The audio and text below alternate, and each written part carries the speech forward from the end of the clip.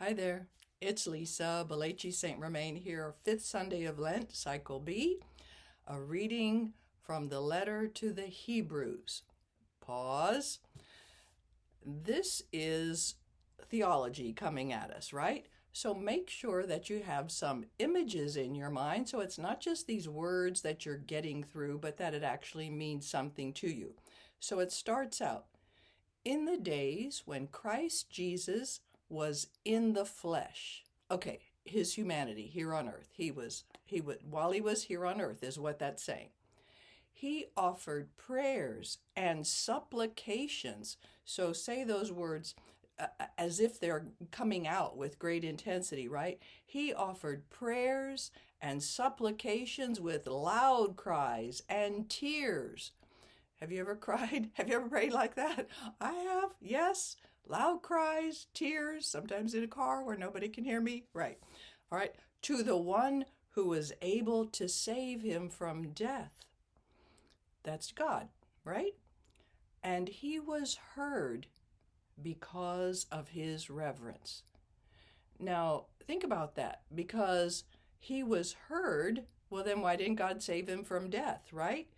God was able to save him from death, and he was heard, but he still had to go through the crucifixion. All right, so think about that. Son though he was, he learned obedience from what he suffered. Same for us. He learned obedience, most important word in that phrase, from what he suffered. So you're speaking this to the people with a kind of a, listen to me guys, obedience through our suffering. That's how we're like Christ, right?